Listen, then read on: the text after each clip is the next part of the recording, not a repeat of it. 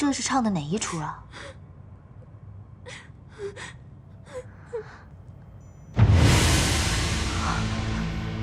好美的一双眼，可惜这小仙娥虽生的也不错，却配不上这双眼。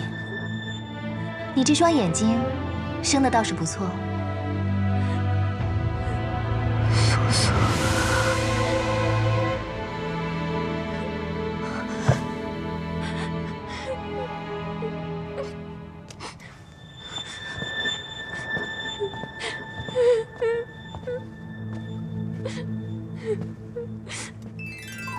妙清公主，本君这洗梧宫实在腾不出任何位置来容你了。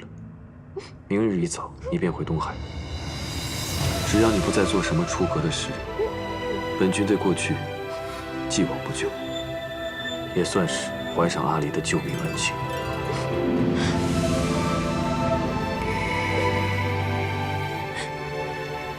素锦，你倒是很重情义。 如果你实在舍不得妙清公主，不如向天君请一道旨，请天君将你一同嫁去东海，你看如何？君上，是妙清一时迷了心窍，才会用下了秦瑶的羹汤来勾引君上。君上，不管你怎么罚我，我都不会反抗的。哪怕是每日领7749道天雷劈石，妙清都不会怕。只求君上不要让妙清离开这洗梧宫。 妙清这一生的夙愿，就是能留在君上身边，一辈子伺候君上啊！娘娘，娘娘，上回妙清认错了你，你帮了妙清一次，这一次，请您再帮帮妙清。娘娘，妙清公主既然跪了我，如若我跪回去，也是拉不下这个脸的。 少不得要说两句。你说，其实这个事情真的不是妙清公主一个人的错。你当初明明知道她对你有情，还要把她带到天上来。我知道，你是为了报阿离的恩，让她躲过她的婚事，等她想清楚了再回东海。但她不一定是这样想的，她一定觉得你对她也动了心。 你既给了他这个念想，又扮作正人君子，迟迟不肯动手，少不得便要逼着他亲自动手了。但是当初他说进来洗梧宫当个婢女便心满意足，恋爱中女子说的话，你也信的？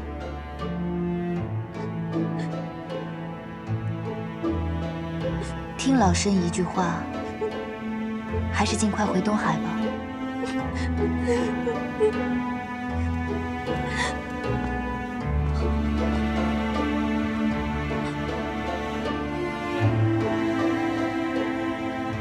她是本君的妻，也是这洗梧宫唯一的娘娘。她既然如此说，妙清公主还是回东海吧。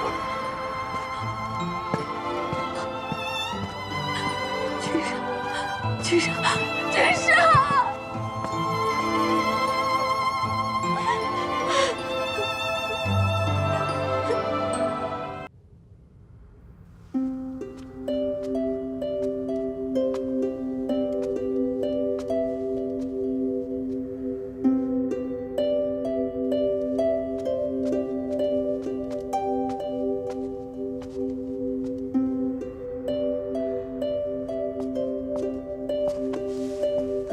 洗梧宫这么大，你能找得到一揽芳华吗？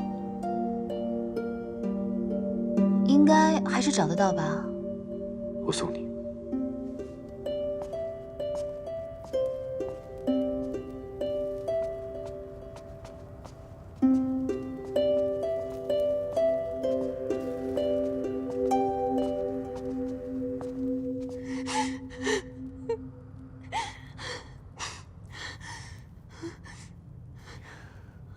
娘娘，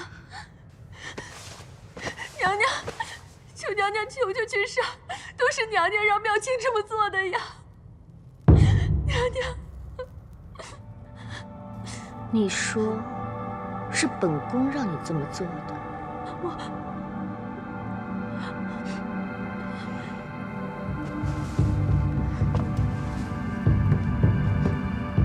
妙清，本宫怜惜你对君上一片痴心，你竟要借此陷我于不义。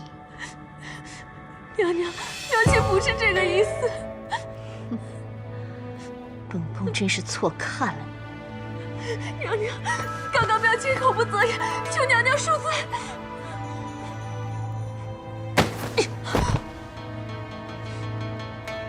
既然君上已经让你离开，你也别耽搁了，现在就走吧。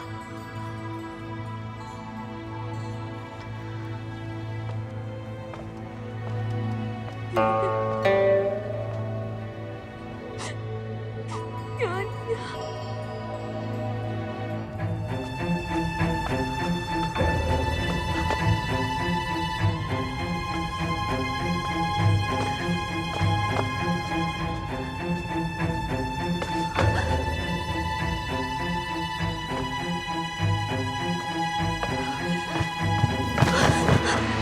娘娘，你没事吧？娘娘，还顺利吗？心诺，我终于知道，为何月华会对他如此紧追不舍。娘娘，你在说什么？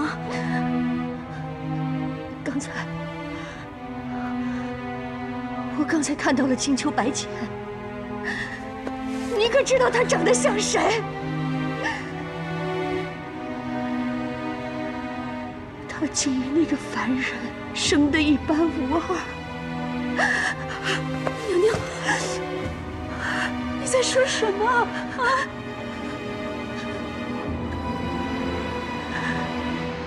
素素，就是素素，他竟和那个素素生得像极了。娘娘。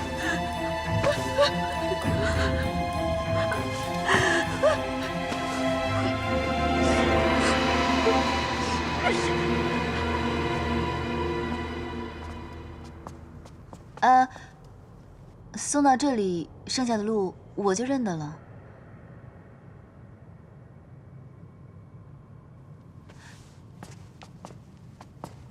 哎，接下来的路我真的认得了。我送你到这里面，不是真的为你带路，我是想问你，你为什么让那个公主回东海？不是你也希望她回东海吗？只是因为如此吗？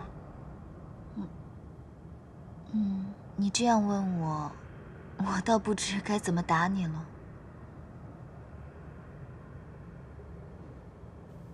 果然如此。果然什么？我没有忘了之前对你的承诺，我会记得帮你纳几房侧妃的。只是，既然你不喜欢这公主，那便让她回东海就是了。说起来，这公主心机确实沉了些，今日能对你下情药，改日不知道会做出什么惊天动地的事情来。这后宫还是清静点的好，你说呢？我原本就不该问你这话。方才将你叫入屋内，是为了让你蹙一蹙，却未想到你由始至终只是在看热闹。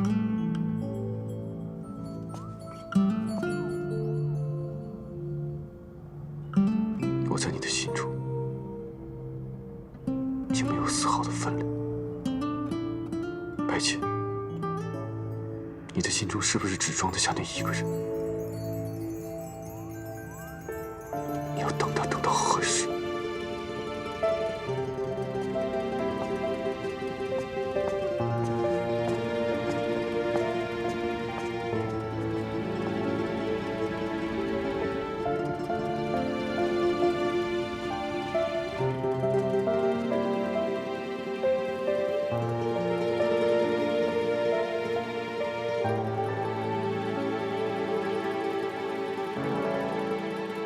我在你的心中竟没有丝毫的分量。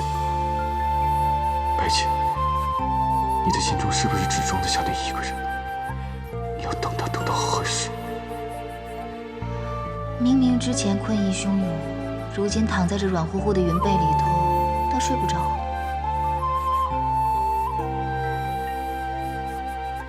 我在你的心中，竟没有丝毫的分量。白浅，你的心中是不是只装得下那一个人？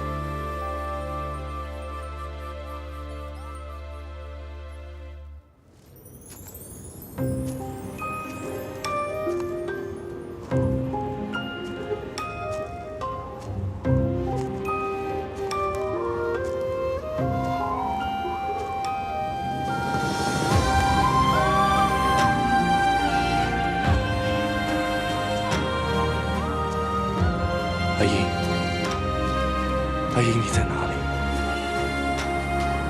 阿英，阿英。风吹开了记忆的锁，想起旧时的你我，曾相思许诺，曾遗憾错过。桃花飘落，暗香藏苦涩。月燃亮十里月色，勾起眼底的寂寞。对你的难舍，任沧桑淹没。3600年心事。我离境，这一生一世，都只与阿英这一人相伴。如有违反，子孙尽断，孤苦一生。当初是你说，无论我是什么身份，不要同我在一起。可现在，好，我成全你。李靖，你确实是我白浅这14万年唯一倾心爱过的男子。只是沧海桑田，我们回不去了。解不开因果，三生桃花柔情多，相思难舍，清心花一朵，难执手白头，繁华醉春风。我不能死，我还有万千子民。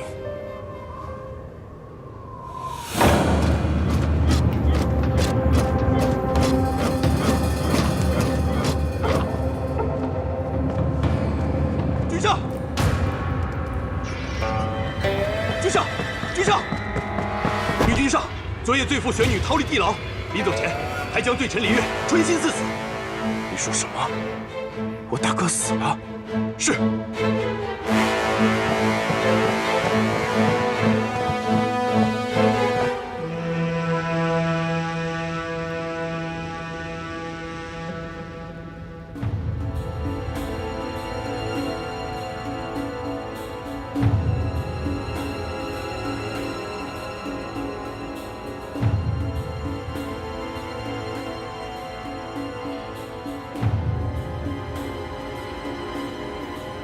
头砍下来，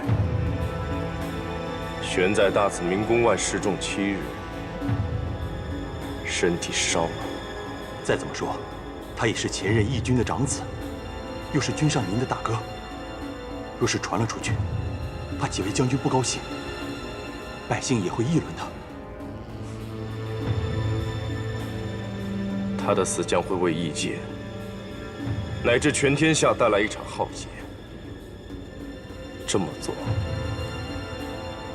已经是对他最仁慈的处置了。速去人间查找公主的下落，务必将她带回异界。如果遇到玄女，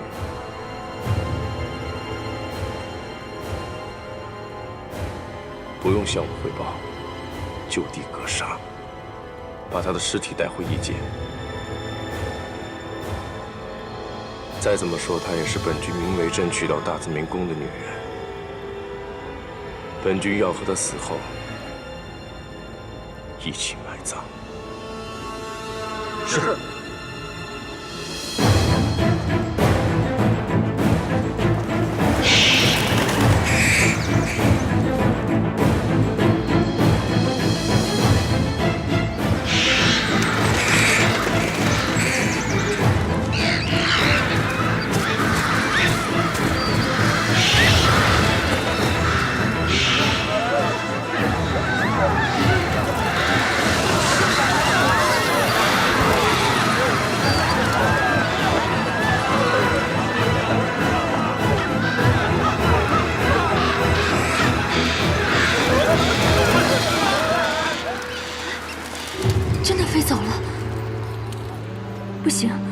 我要尽快找到胭脂，我要尽快找到她。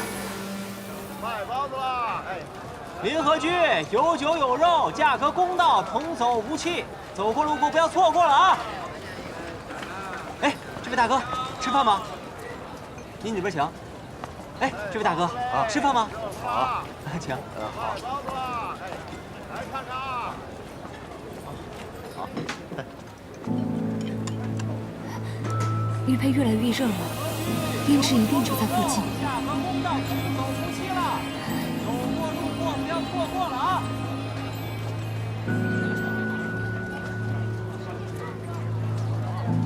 哎，这位大嫂，你吃饭吗？大哥，这附近有没有一位姑娘？很美，皮肤很白，眼睛大大的，跟我一般高矮胖瘦。这妇人找胭脂。你怎么不说话？难道没有吗？这位大嫂，你这眼睛是怎么了？要不要为你寻一位郎中？我这眼睛是被贱人所害。大哥，你快告诉我，这附近有没有那位姑娘？是有一位姑娘和你说的差不多，就在这小店里。那快带我去见她。好。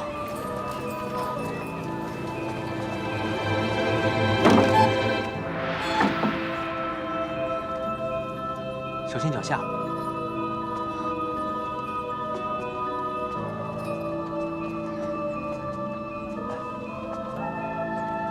大嫂，你先等一下。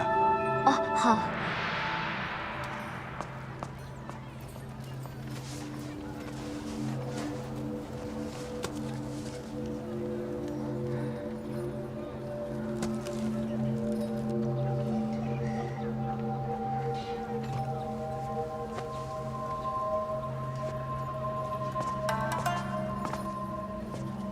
你看看，就是他找你。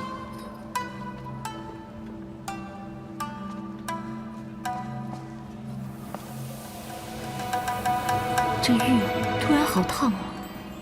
不错，李月说的不错，面前这个是胭脂，是胭脂，胭脂，胭脂，我是玄女，玄女啊！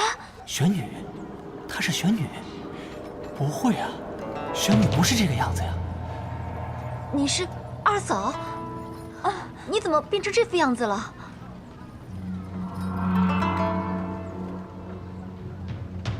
我知道我变了模样，都是白浅那个贱人害的。他夺走了我的容貌。胭脂，我现在这样是不是特别丑？是不是？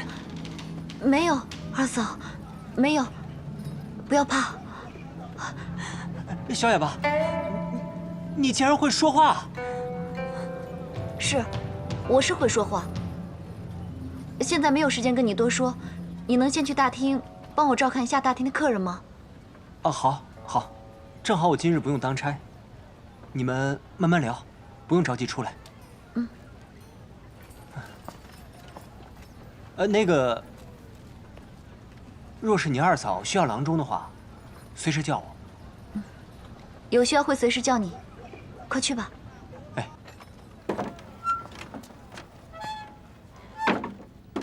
胭脂，刚才那个男人是谁？是你当初从异界带来的人吗？没有，我从异界走，谁都没带。二嫂你就放心吧，他只是个普通的凡人，这些年一直在照顾着我，一直照顾你。哎，这孩子是二嫂你的吗？是我儿子，小皇子，快让我看看。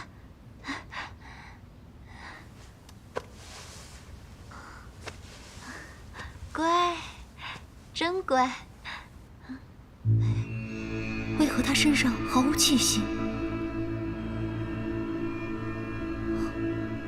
真的一点气息都没有。我儿子是不是长得很像我？像。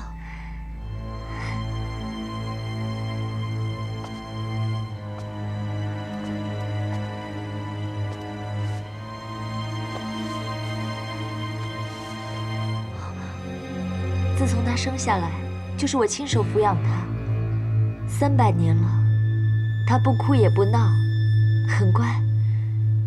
胭脂，他是不是很乖？是。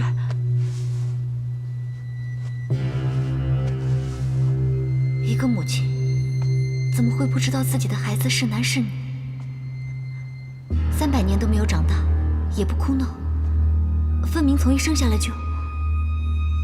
二嫂怕是在那个时候就不肯认清这个事实了，才会……二嫂，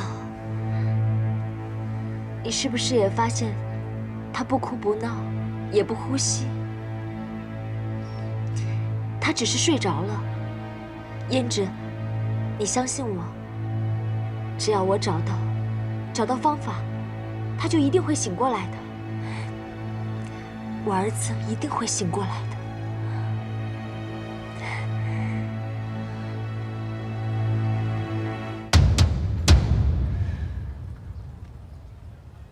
在凡间跟了这异族公主2、3年，也没有什么线索。现在玄女又变了一张脸，满身是伤来见他。看来异界这些年也不太平，继续跟下去，说不定能发现什么。不对，万一胭脂要是治好了玄女的眼睛怎么办？玄女认识我，不能让她看到我的脸。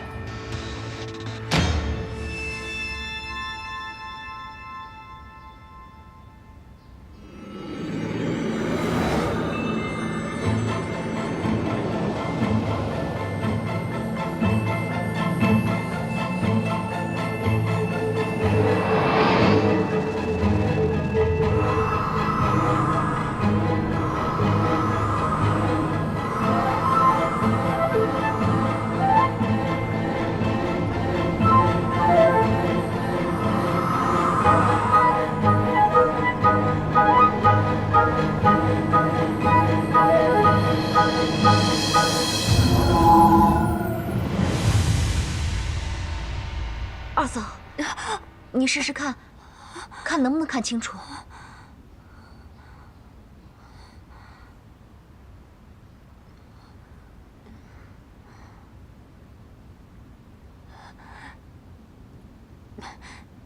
不行，还是血乎乎的一片。奇怪，这明明是普通伤口，为什么好不了啊？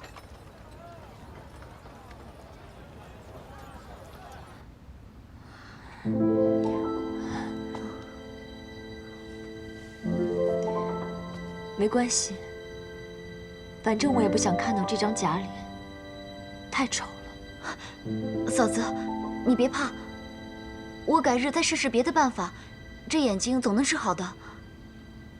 你先告诉我，究竟发生了什么事？你为何会变成这样？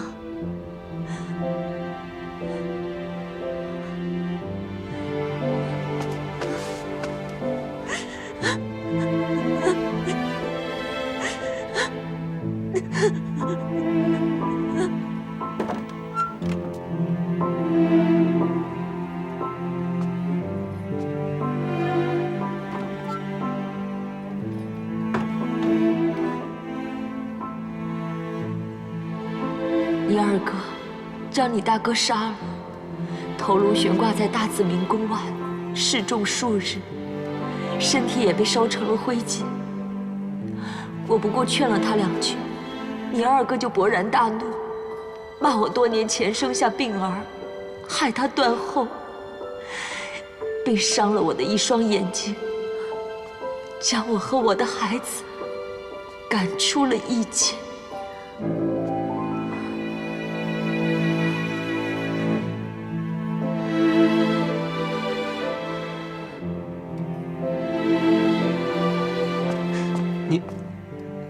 你怎么哭了？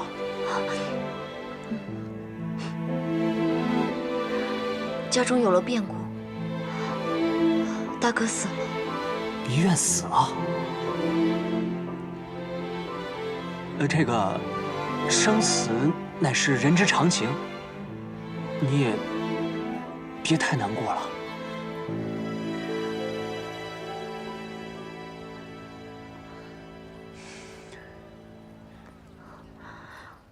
这些年，我一直没有开口说话，是因为我不想跟那些不相干的人打交道。我真的不是有意要骗你的。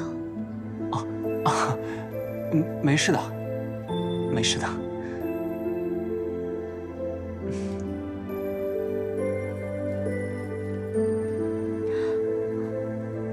辛苦你这些年一直在照顾我。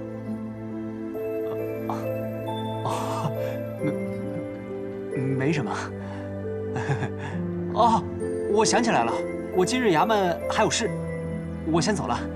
哎，你今天不是没有事吗？我方才忘了。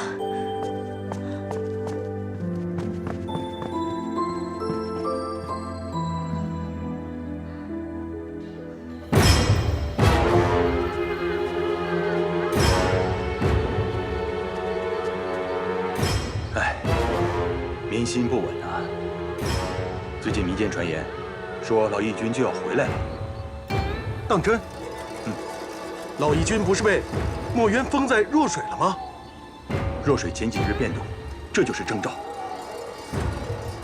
老义军要是放出来，按照他的脾气，肯定要和天族决一死战。这又要死多少人啊？我宁可横尸遍野，都不愿意再与天族进贡了。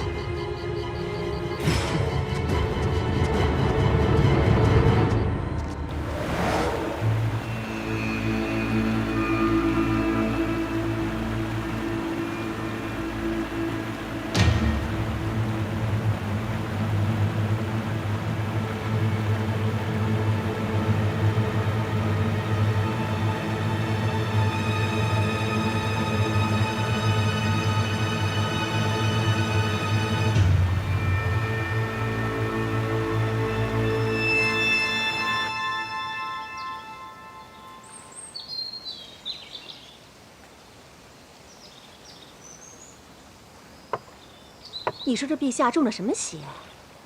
偏袒了陈淑妃也就罢了，居然还下旨5年之内不再选秀了。唉，自从10几年前贵妃入了道观，这后宫的嫔妃就再没生下过一儿半女。我还以为陛下一定会传位给太子了，可如今突然又多了个陈淑妃，就如此受宠。若是再命好，生下个龙子，那太子之位可就不保了。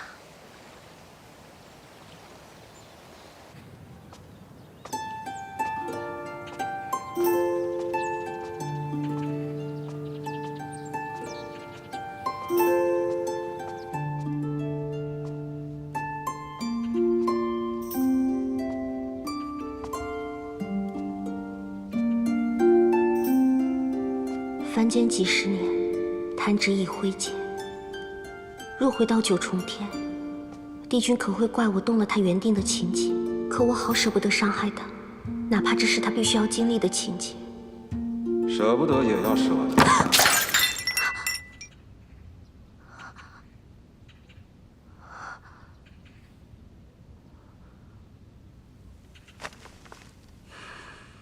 为何你每次来见朕，都是心神不宁的？臣妾只是一时失神了。陛下，你千万不要乱走动，我叫人来收拾一下。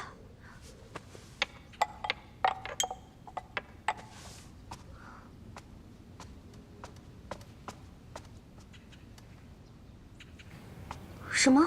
你让我去刁难贵妃？没错，想尽办法妒忌争宠。小仙不是给了你好些个话本吗？上面的法子很多呀。可是，贵妃她在山里道观待了那么久，有什么好妒忌的呀？他的儿子册封了太子，仅凭这一点就足够让后宫的女人们妒忌了。你专宠了这么久，都没有子嗣，心中一点都不恨吗？不恨啊。有没有感受过妒忌的滋味？我只是想着能够与帝君有着短短的缘分，哪里还有时间去妒忌啊？你倒真适合跟着帝君。真的吗？跟着归跟着，注定无缘分。我知道帝君心里没有我，可是你能不能让我把这个美梦做完？小仙要做的就是打破你的美梦。小殿下记住了，你要让帝君恨透了女人，彻底的失望，来这凡间才算是功德圆满。一定要这样吗？一定要这样。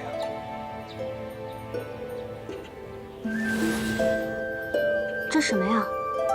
最新的戏本子，后宫争宠，陷害贵妃，就按这上面的来。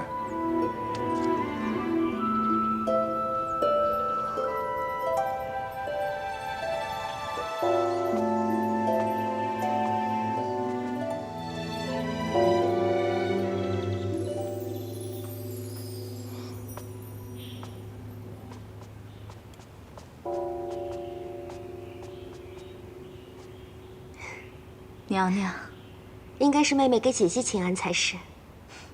我早已不是贵妃，何须请安？姐姐，妹妹未受陛下宠爱之前，就一直待在冷宫里，常听人说起姐姐的事情。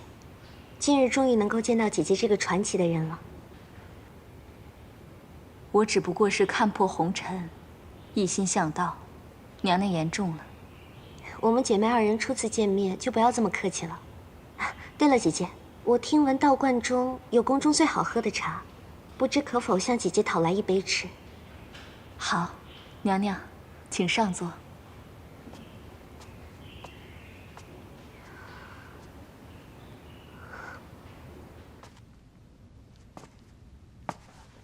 陛下，淑妃娘娘半个时辰前就腹痛难忍，现在已经昏厥了数次了。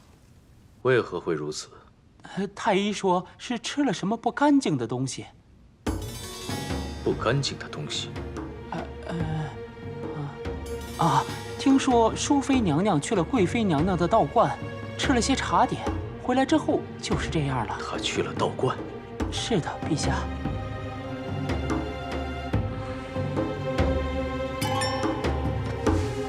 我不是说过，不要让淑妃去道观吗？陛下，这皇宫里除了陛下您，谁能拦得住淑妃呀？陛下，您还是赶紧去看看吧。这一会儿又是昏，一会儿又是吐的，这该怎么办呢？该不会什么？该不会是贵妃怕淑妃产下子嗣，抢了太子的位置，特地在那里边下了药吧？放肆！怎可如此诋毁太子圣母？奴才该死，奴才该死！好歹他也为朕生下过太子，不可如此妄加揣测。是。随朕一起去看看淑妃。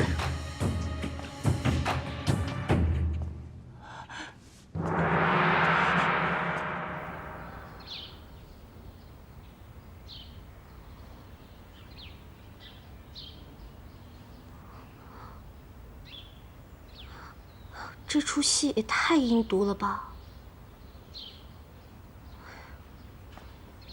参见陛下。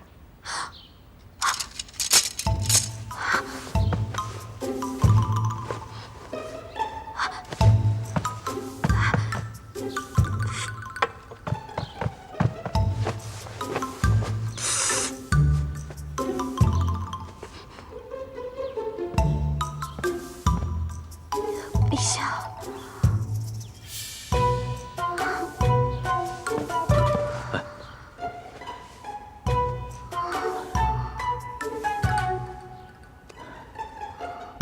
为何突然腹痛，还出了这么多汗？听说你去了贵妃的道观。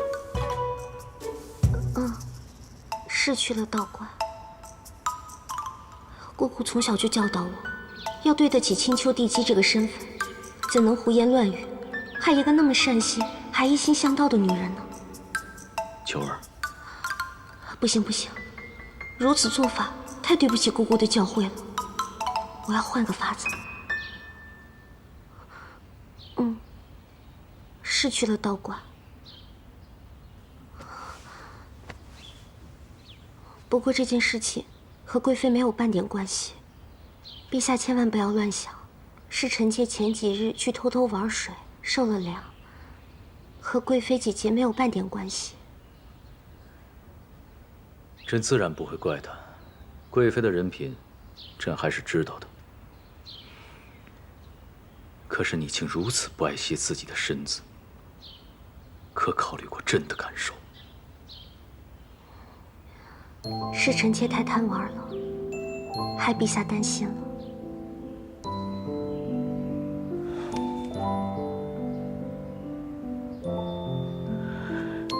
秋儿，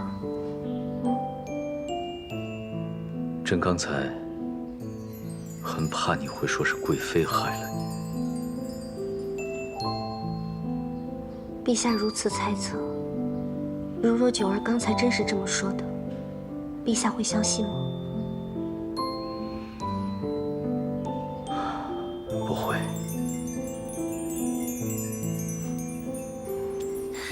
是啊，臣妾忘记了，臣妾还是贵人的时候，陛下就曾因对贵妃的情伤，来向臣妾诉苦。你肯定会信他，不信我。你们两个朕都信。贵妃她早已不理红尘事，而你是朕最爱的人，生性纯良，也绝不会害的。朕刚才一路走来，心里都是乱的。朕明知道贵妃的人品绝不会这么做，但可以想到，万一你有什么闪失，朕绝不会放过道观里的任何人。如此看来，朕还真有做昏君的才能。陛下说的可都是真的。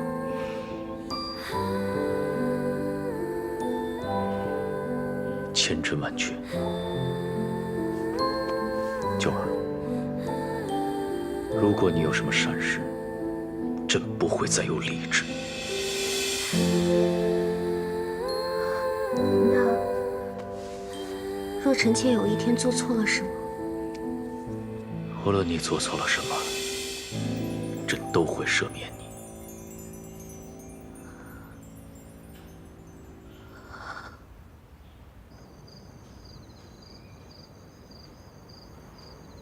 再等我2年吧，2年后，我再做那些辜负他的事情。小殿下，不能因为认识我就如此这般任性的续命。帝君也是活过几十万年的神仙了，真能记得住这几日的缘分吗？几日又如何？能过几日算几日。好，那就2年为限，届时小仙自然会来。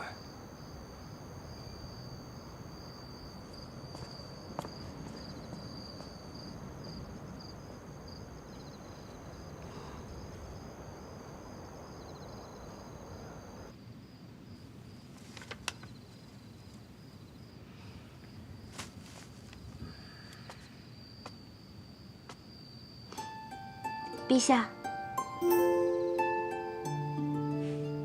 这么晚了，怎么还来这里啊？臣妾做了一些糕点，我想和陛下一起赏月。赏月？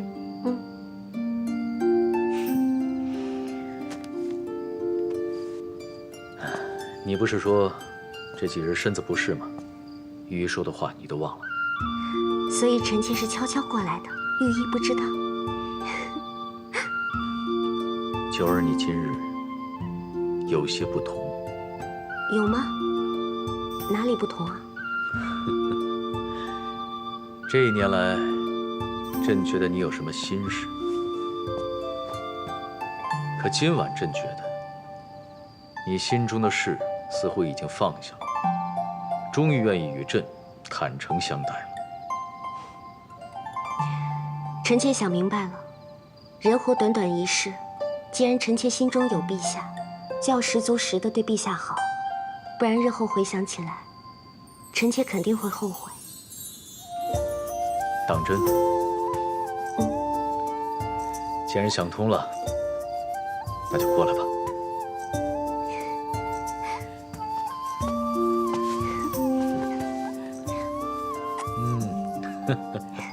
陛下，你要答应我，无论如何都不可以忘记这2年。朕答应你。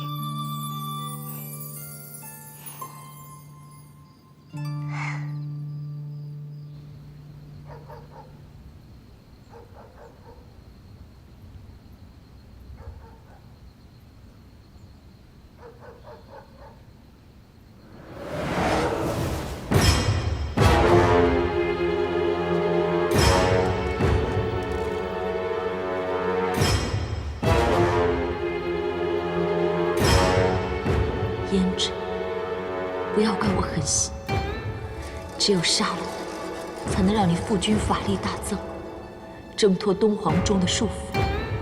也只有你父君，才能为我杀尽青丘的人，为我报仇。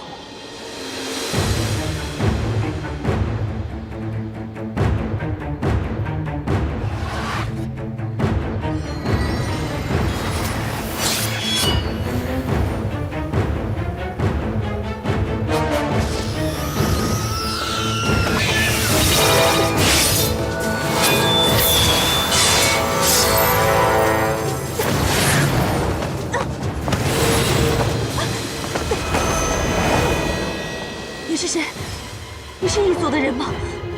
你还听不出我的声音吗？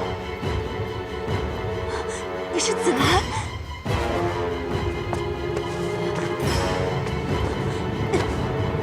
不错，是我。你怎么会在这里？倘若我不在的话，恐怕你已经杀了救你命的胭脂了吧？玄女，没想到过了7万多年，你还是这么忘恩负义。我怎么样跟你无关，倒是你，难道你忘了你师父是怎么死的吗？难道你忘了你们昆仑虚跟大紫明宫的仇恨了吗？你竟然保护异族公主，你不怕被天打雷劈吗？我会不会被天打雷劈，就不劳你这个天族叛徒费心了。我是不知道你为何要杀胭脂，但我告诉你，有我紫兰在的一日，你若是再动这个心思，我一定让你知道当初背叛天族的代价。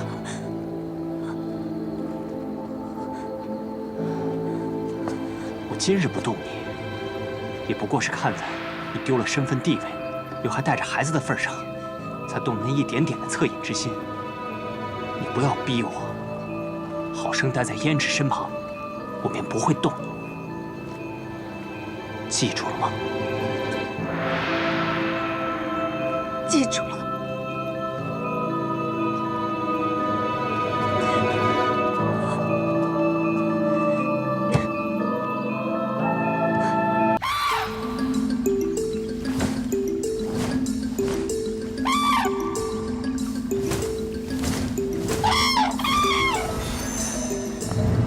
上神，我们去西海。西海不是回青丘吗？不是青丘，而是西海。事不宜迟，再迟怕会耽误了一条人命。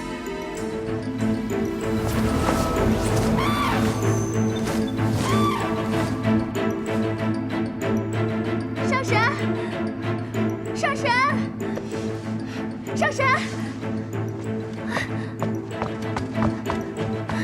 上神。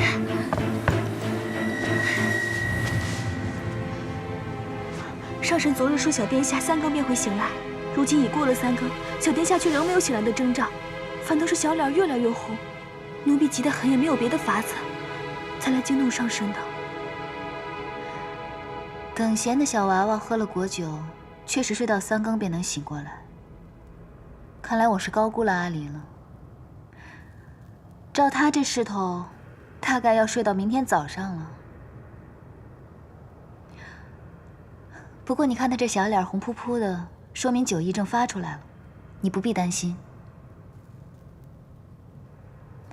你该不会自打昨日抱了团子，到现在眼睛都没合一下吧？放心吧，我等下渡他些仙气，保证明天起来又是一个活蹦乱跳的团子。不过这小娃娃喝了酒，第2日最好喝些煮得糊糊的粥。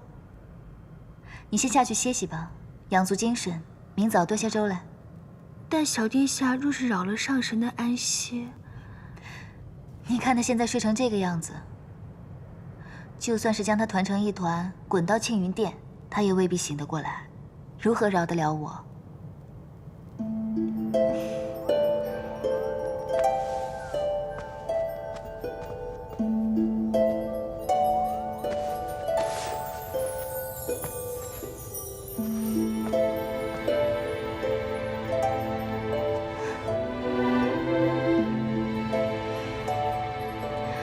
照顾小孩子真不是件容易事，这夜华也真是颇有耐心呢。来，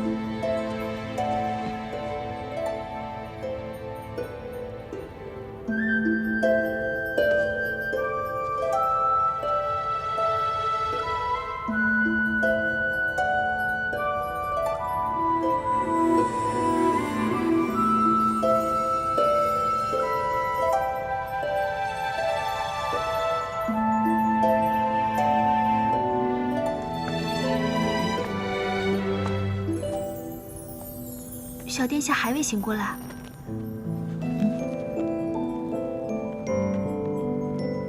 真是辛苦你熬了这碗粥了。这粥放凉了也不好，上神还未用早膳吧？若是不嫌弃，且请尝尝奴婢的手艺。不必了吧？这粥奴婢熬了2个时辰，若是倒了就可惜了。况且上神稍后还要去上清静的天泉，空着复去也不好。你说的也是，那我便尝尝吧。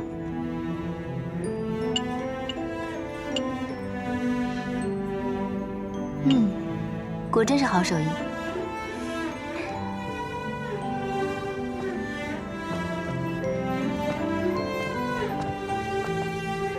上人，这么大阵仗，灵宝天尊真是有心人啊。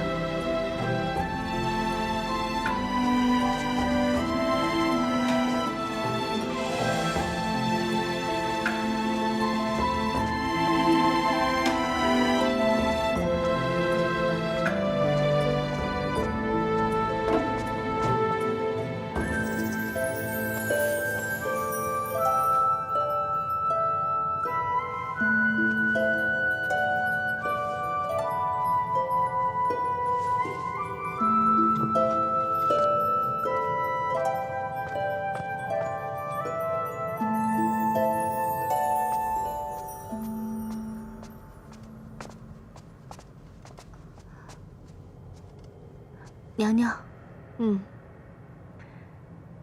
本宫晨间散步，受一股纯然的仙气指引，不经意就走到了这儿。怎么，这一览风华里来了什么贵客吗？回娘娘，是白浅上神。是青丘的那位姑姑。你怎的也不去我宫里通禀一声？回娘娘，君上吩咐，任何人不得打扰姑姑。不用怕，本宫明白你是个老实人，只是你不懂，本宫是这洗梧宫唯一的侧妃，而姑姑她又是未来的太子妃，这于情于理，本宫都应该去拜见才是。娘娘，君上吩咐过，任何人不得靠近一览芳华。只是今日青丘的这位姑姑来了。作为晚辈，我不去行礼问安，这岂不是会坏了我们天宫的礼数？况且我也许久没有见过小殿下了，恰好去看看。可上神已经去上清境了，小殿下也还歇着，娘娘就别进去了。上清境？灵宝天尊的上清境，不是已经关闭许久，竟重新开了吗？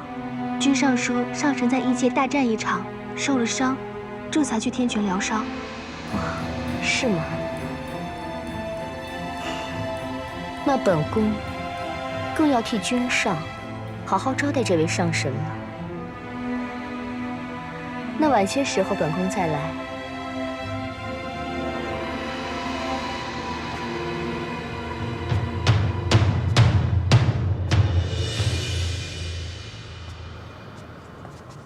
我当初一见他，便晓得他是个不安分的。那东海上来的妙卿，昨夜果然出事了。也不知道他到底犯了什么事。听说昨天夜里，我们娘娘还去为那妙卿求了情，在君上的书房里跪了半夜。娘娘还真是万中无一的娘娘，人长得美，性子也和顺，却不知君上为什么从来也瞧不上她。我分到娘娘殿中这么长时间，却还没见君上来过一回呢。唉，娘娘不容易，真是不容易呀。是啊，娘娘这样善良慈悲，将来怕是要吃青丘那位上神许多苦头。听他们说完，你可听说青丘那位上神，像是已有14万岁了？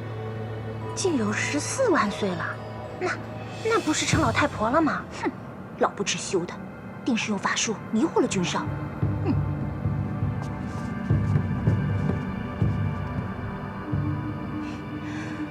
我依稀记着，这天宫里有一道规矩，是不得妄议上神，是不是？是。这2个宫女太不像话了，惹怒上神。动怒倒是没有，只不过偶然听到别人这样说，不大顺耳罢了。虽然我是不太计较，但这天宫这么大，总是要让人知道，这规矩立在这儿不是当摆设的。你们说是吗？上神说的是。而且这后宫呢，最忌讳热闹。我看这2个小仙娥也是性子太活泼了些，恐怕不适合这份差事。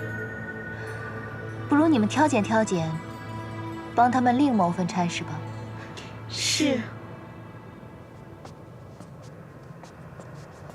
今日阿离也不在，我自己在这天泉也是无趣。你们在此候着吧，我去挑几本书来。是。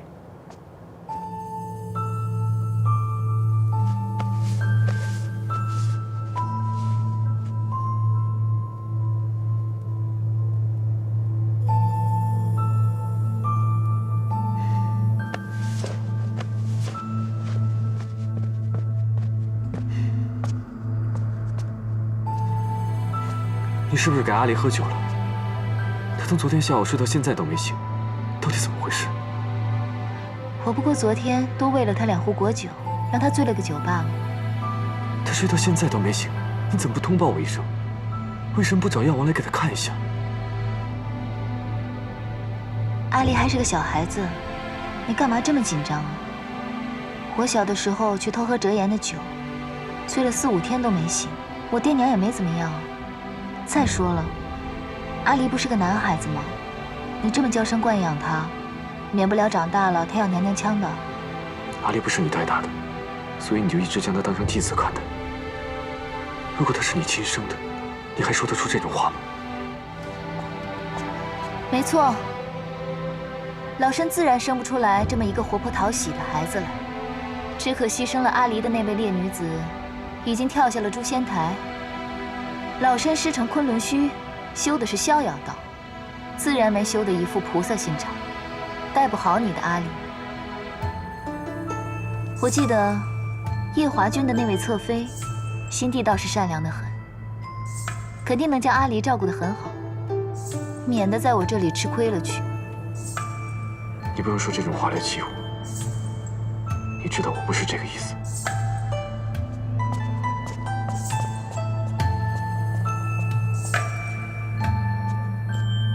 一大早就被2个天族的奴婢编排也就罢了，回来还要被天族的太子教训。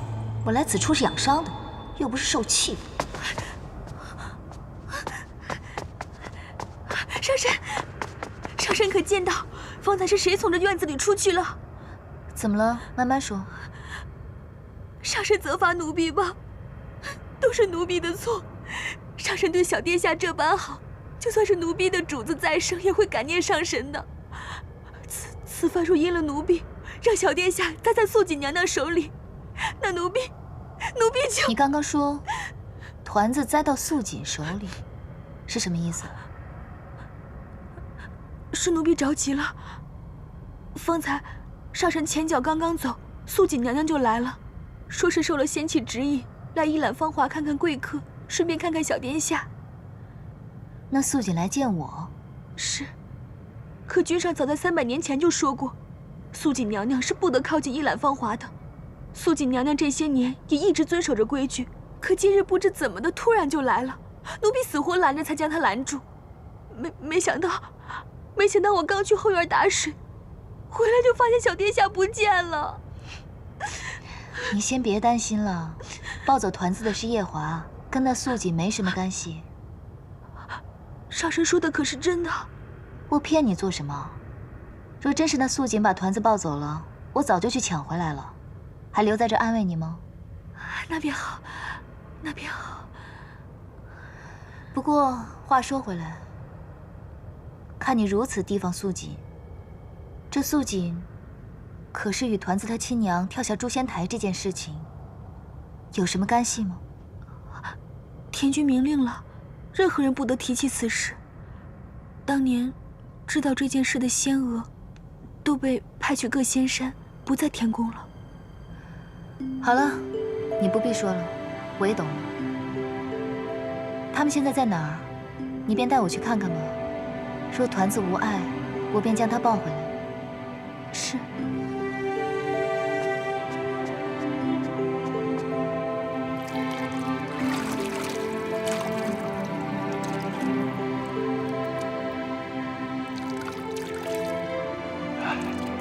君上不必担心，小殿下只是酒量太浅，没什么大碍，在这醒酒汤里泡一泡，黄昏之前就能醒过来了。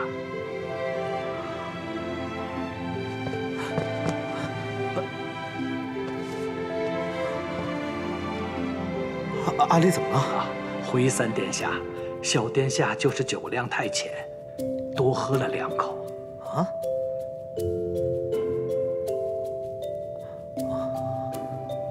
好，你先下去吧。是。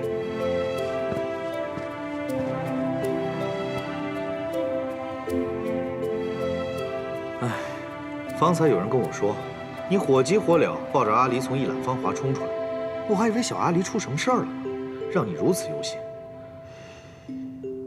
啊。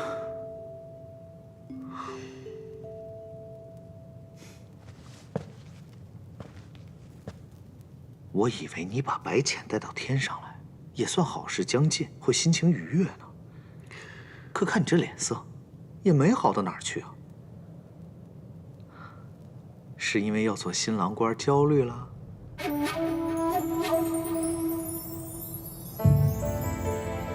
本君听闻，折颜上神亲自去了西海，为水君的大儿子诊病。回天君，折颜上神如今正在臣的水晶宫。你真是好福气呀！当初夜华得了一场大病，多亏了折颜上神的医术，才保住了性命。看来你的大儿子很快就会痊愈了。谢天君吉言。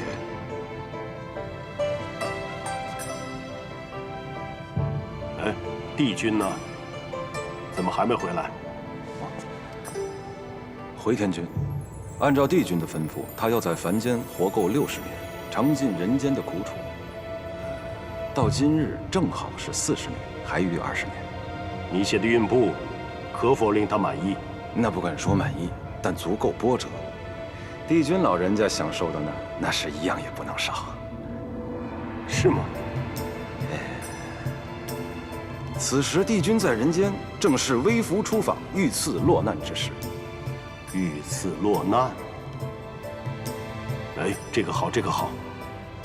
帝君天地共主时就从无败绩啊，这天上地下没有一个人敢得罪他。如今到了凡间，也让他尝一尝，什么叫遇刺，什么叫落难啊！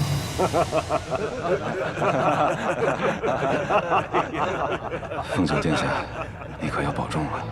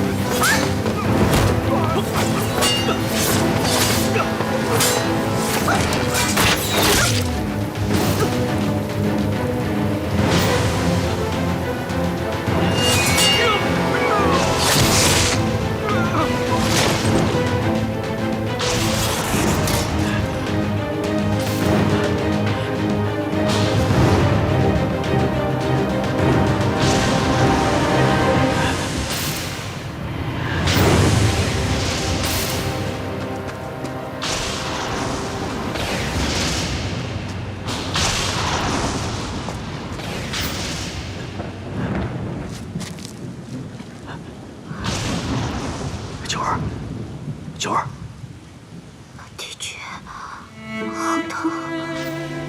帝君，九儿，你这是在喊谁？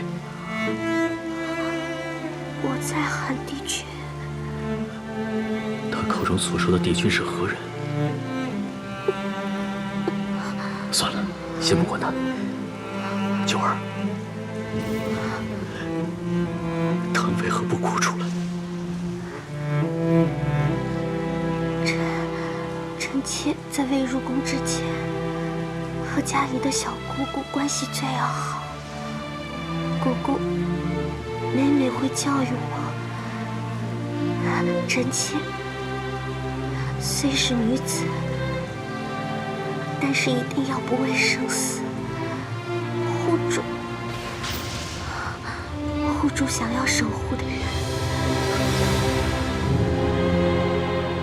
凤九，你是青丘帝姬，日后要承我帝位，守护我青丘一方子民，怎可随便就哭哭啼啼？九儿，朕就是要护住你的男人。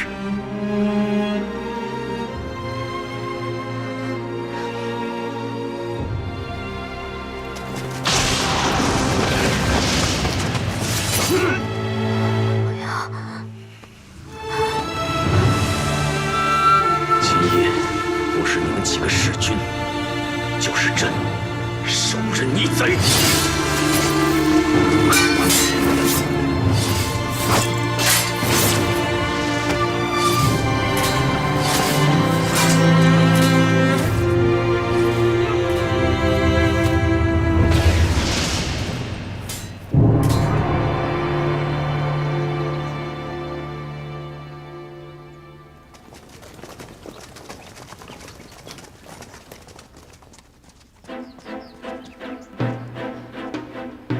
没什么奇怪，普通凡人。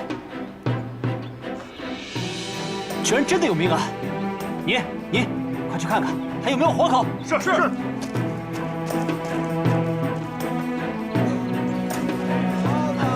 哪里有狼蛛？哪里有狼蛛？轻啊！狼蛛！狼蛛！姑娘，你知道这哪里有狼蛛吗？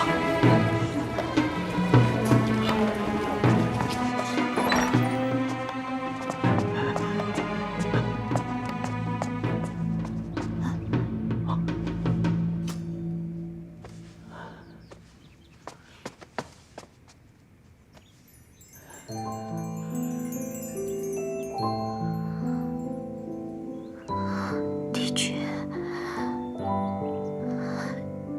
九儿，你告诉朕，你口中的帝君是谁？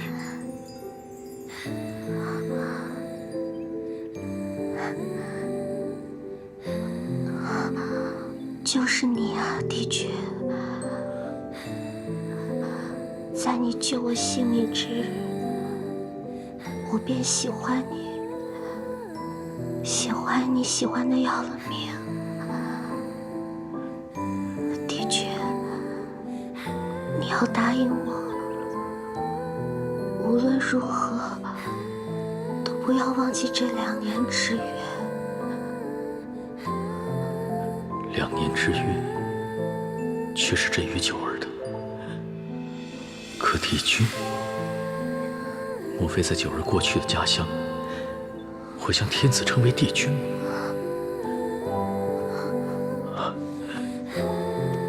九儿，别怕，朕一定会让你活下去的。活不活不重要，我只怕我这一死，你便会把我忘了。